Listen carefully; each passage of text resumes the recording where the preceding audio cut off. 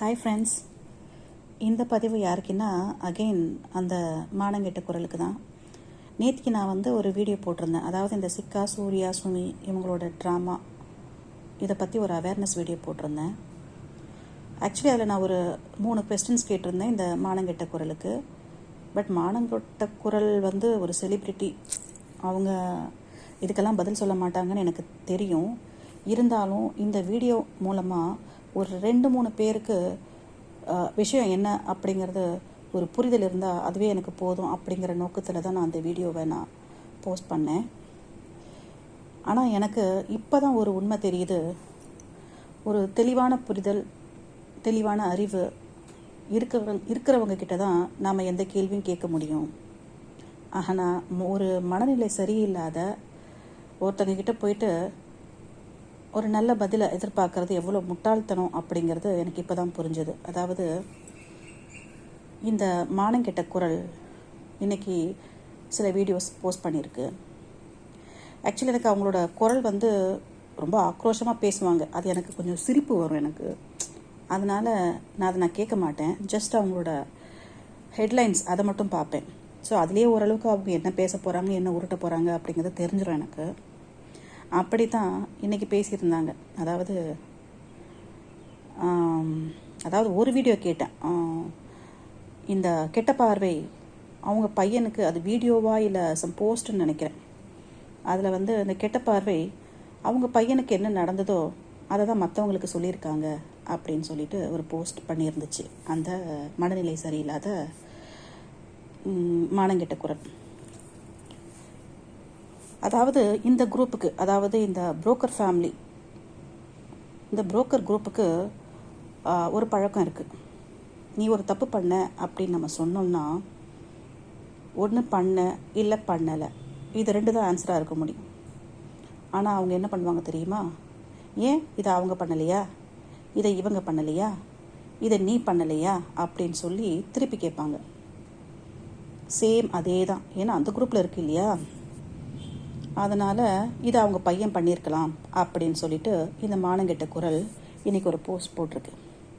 நான் கேட்குறேன், அவங்க ஒரு சாலிட் எவிடன்ஸ் வச்சுட்டு தான் ஒரு அக்யூசேஷன் கொடுத்துருக்காங்க. அந்த மாதிரி ஒரு சாலிட் எவிடன்ஸ் உங்ககிட்ட இருக்கா? எதை வச்சு நீ அந்த மாதிரி ஒரு அலிகேஷன் சொல்லியிருக்க? அதாவது நீ ஒருத்தரை சப்போர்ட் பண்ணுற அப்படின்னா அதுக்காக மற்றவங்களை எதுக்காக டார்கெட் பண்ணுற? நீ ஆதாரத்தோடு பேசினா அதை கேட்கலாம். போகிற போக்கில் உன் வாயில் என்ன வருதோ அதை அடித்து விட்டுட்டு போயிடுவியா? ஏன்னா உன் பேச்சையும் கேட்குறதுக்கு ஒரு 4-5 பேர் இருக்காங்க. எஸ்பெஷலி இந்த பேர் கிருஷ்ணம்மாள் ஸ்பவுஸ். அது ஆணா பெண்ணா என்னன்னே தெரியல. அது ஒரு விசித்திரமான ஒரு ஜந்து. அதை நான் எல்லா சேனல்லையும் பார்த்துருக்கேன், எல்லா இடத்துலையும் போயிட்டு. அதாவது இந்த ரெட் ஐஸ் ப்ரோ உயிரோடு இருந்த வரைக்கும் எல்லா சேனலுக்கும் போயிட்டு மேட்டூர் குடிகாரன், அவரோட உடல் குறைபாட்டை ஹைலைட் பண்ணி ஒரு பேர் வச்சு ஒரு நிக்நேம் வச்சு சொல்லுவான். அதெல்லாம் யாருமே கேட்டுக்க மாட்டாங்க. நானும் அப்போலேருந்து பார்க்குறேன். இப்போ அவர் இறந்ததுக்கப்புறம் அவரை விட்டுட்டான். இப்போது கார பொம்பளை அப்படின்னு சொல்லிட்டு எல்லா இடத்துலையும் போயிட்டு கமெண்ட் போட்டிருக்கான். அவன் தான் உன்னோட மெயின் கூட்டாளின்னு நினைக்கிறேன். இந்த மாதிரி ஒரு ஈனப்பிரிவை வச்சுக்கிட்டே நீ மக்கள் குரல் அப்படின்னு சொல்லிட்டு பெருமை பீத்திக்கிற. எந்த மக்களோட குரல்? ஒருத்தருக்கு சப்போர்ட் பண்ணுறவங்கன்னு இருந்தால் ஹேட்டர்ஸும் இருப்பாங்க. அப்படி இருக்கிற ஒரு சில ஹேட்டர்ஸு உங்ககிட்ட கமெண்ட் போட்டால் அவங்க எல்லாம் மக்கள் ஆகிடுவாங்களா? அதுதான் மக்களோட ஒட்டுமொத்த குரலா? மானங்கெட்ட குரல். சரி, விஷயத்துக்கு வரும். அதாவது நீ என்ன சொல்கிறேன்னா, இன்றைக்கி ஒரு வீடியோவில் கள்ளக்காதல் ஜோடியை எங்கே பார்த்தாலும் விடாதீங்க அப்படின்னு சொல்லியிருந்தேன். நல்ல விஷயந்தான். ஏன்னா அவங்க பண்ணுற காரியத்துக்கு மக்கள் விடக்கூடாது தான். அதில் மாற்று கருத்து யாருக்குமே இல்லை. அதே வேலையை அவங்களுக்கு தண்டனை வாங்கி கொடுக்குற வேலையை செய்கிற ஒருத்தவங்கள நீ எதுக்கு இதை செய்கிற, உனக்கு என்ன தகுதி இருக்குது அப்படின்னு கேட்குற. அதாவது அவங்களுக்கு தண்டனை யார் வாங்கி கொடுக்கணும் அப்படின்னு நீ தான் முடிவு பண்ணணுமா? உடனே உனக்கு என்ன தகுதி இருக்குது, உன்னோட குற்றப்பின்னணி என்ன? நேற்று நீ தான் சொன்ன ஒரு கேஸ் இருக்கும்போது அதை பற்றி பேசக்கூடாது. அதே மாதிரி அவங்க கேஸு இருக்குது, அதையே இப்போ பேசுகிற, எதுக்கு பேசுகிற? சரி, அவங்க பேசுகிறாங்க, இவங்க பேசுகிறாங்க, ஏன் சொல்கிற? அவங்களும் நீ ஒன்றும் இல்லைல்ல, நீ தான் ரொம்ப உத்தமி இல்லை, நீ மற்றவங்கள மாதிரி இல்லைல்ல, நீயும் ஏன் அவங்களோட ஃபார்மேட்டை அப்படியே ஃபாலோ பண்ணுற? நீ வித்தியாசமாக ஏதாவது பண்ணு. அப்போது சிக்கா சூர்யாவை எதுக்குறேன் அப்படின்னு சொல்லிட்டு மக்கள்கிட்ட காமிச்சிக்கிற, அவங்கள உள்ளே யார் அனுப்புகிறாங்களோ அவங்களையும் திட்டுற. எதுக்கு திட்டுற? என்ன உன் பிரச்சனை?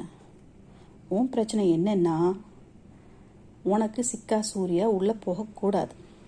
ஏன்னா அவங்க ஒரு கண்டென்ட் கோடம், அவங்க இருக்கிற வரைக்கும் தான் உன் வண்டி ஓடும். அவங்க உள்ளே போயிட்டா நீ கண்டென்ட்டுக்கு என்ன பண்ணுவ? அதனால் அவங்கள எதுக்குற மாதிரி ஒரு முகம், அப்புறம் யாரெல்லாம் எதுக்குறாங்களோ அவங்கள திட்டுற. பயமா? அவங்க உள்ளே போயிடுவாங்க அப்படின்னு பயமா உனக்கு? அப்புறம் இன்னொன்று,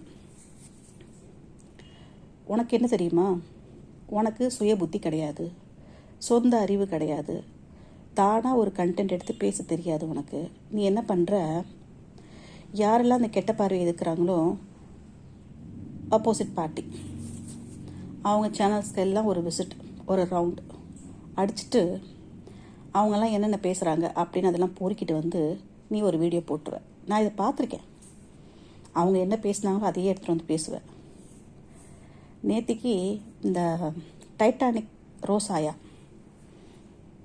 அந்த ரோசாயாக்கும் வேறு பழப்பு இல்லை, மொக்கன்னு அந்த ஹெட்டிங் மொக்கன்னு வச்சாதான் அதுக்கு வியூஸ் போகும். அதனால அது மொக்கன்னு சொல்லிட்டு கத்திக்கிட்டு கதறுது. நேத்திக்கு அந்த ரோசாயாவோட வீடியோ பார்த்துருக்கும் போல இருக்குது. அது ஒரு அண்டா வச்சுட்டு ஏதோ பேசிகிட்டு இருந்தது. அதுக்கும் வயிறு இருக்குது, பசிக்கும் இல்லையா, ஏதோ அதுவும் பேசிகிட்டு இருந்துச்சு. உடனே அந்த அண்டாவை நீ தூக்கிட்டு வந்துட்ட. அதாவது உனக்கு ஒரு பொது எதிரின்னு ஒருத்தவங்க இருந்தாங்கன்னா அவங்கள மட்டும் ஃபோக்கஸ் பண்ணு, அவங்களோட குறைகளை சொல்லு, எதிர்த்து நில்லு. அதை விட்டுட்டு அவங்க கூட யார் இருக்கிறாங்களோ எல்லாரையும் எதுக்கு இழுக்கிற, எதுக்கு வம்புக்கு இழுக்கிற? உன்னை அந்த பாக்தாத் பேரழகி அவங்க கூட்டி கொடுத்த சுமி உன்னை சில்லறை அப்படின்னு சொன்னாங்க. அவளாவது உன்னை சில்லறை அப்படின்னு சொன்னான். ஆனால் இவங்க உன்னை செல்லா காசுன்னு சொல்லிட்டாங்க. உன்னை பற்றி எதுவுமே பேசுறதில்ல. ஏன் உன்னை அக்கௌண்ட்லேயே எடுத்துக்கல, ஏன்னா நீ செல்லா காசு. அப்படி இருக்கும்போது நீ அவங்கள நோண்டுற? அண்டா குண்டா அப்படின்னு சொல்லிட்டு அவங்க உடல் அமைப்பை கேலி பண்ணுற உரிமையை உனக்கு யார் கொடுத்தது? நீ என்ன பெரிய அழகியா? நீ இப்போ அழகியாகவே இருந்தாலுமே கூட மற்றவங்களை உருவ கேலி பண்ணுறதுக்கு நீ யார்? அவங்கள கூஜான்னு சொல்கிற. நீ என்ன வேலை பார்க்குற? நீயும் அந்த புரோக்கருக்கு அடிமை வேலை தானே பார்க்குற. அந்த புரோக்கர் காலை கழுவி தானே குடிச்சிட்ருக்க. உனக்கு என்ன தகுதி இருக்குது அடுத்தவங்களை கூஜான்னு சொல்கிறதுக்கு?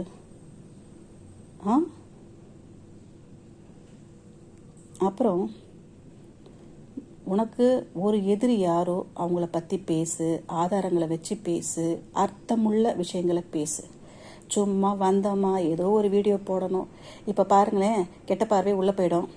கெட்ட பார்வை கூட இப்போ சொல்கிறது கிடையாது. டவுசர் ஏதோ சொல்கிற, நீ படிச்சிருக்கியா? படிச்சிருக்கியா? ட்ரௌசர் அது சொல்ல தெரியாது உனக்கு. டவுசர் லைஃபுங்கிற இந்த green shot, proof, woman right. ஓ, அந்த குரூப்பா நீ? ஓ, அவங்க இன்றைக்கி வந்திருக்காங்க. இதெல்லாம் ஒரு குரூப்பு. நீ என்ன வேணால் பேசிட்டு போ, படிச்சிரு, படிக்காமல் இரு, எனக்கு அதை பற்றி எந்த கவலையும் இல்லை. ஆனால் ஒரு நியாயத்தின் பக்கம் நிற்கணும்னா கரெக்டாக இரு. இல்லை, எனக்கு இந்த சிக்கா சூர்யா கள்ளக்காதல், சுமியோட வாழ்க்கை முறை இதெல்லாம் எனக்கு ரொம்ப பிடிக்கும், எனக்கு அதை பற்றி எந்த பிரச்சனையும் இல்லை, ஏன்னா நான் தமிழ்நாட்டிலேயே இல்லை அப்படின்னு நீ நினச்சேன்னா அதை ஃப்ராங்காக சொல்லிவிட்டு அவங்களுக்கு சப்போர்ட் பண்ணிட்டு போயிடு. இங்கே ஒரு கால் அங்கே ஒரு கால், சமயத்துக்கு ஏற்ற மாதிரி பேசாத. அப்புறம் யாரையும் உருவ கேலி பண்ணாத. அண்டா குண்டா அப்படின்னு பேர் வச்சு கூப்பிடுறது, கொரில்லான்னு சொல்கிறது. பெண் தானே நீ? நீ வானத்துலேருந்து குதிக்கலையே. அப்படி நீ ஒருவேளை அழகியாக இருந்தால் முகத்தை காட்டி பேசு. அப்புறம் நாங்கள் சொல்கிறோம் நீ அழகியா இல்லை யார் அப்படின்னு சொல்லிட்டு.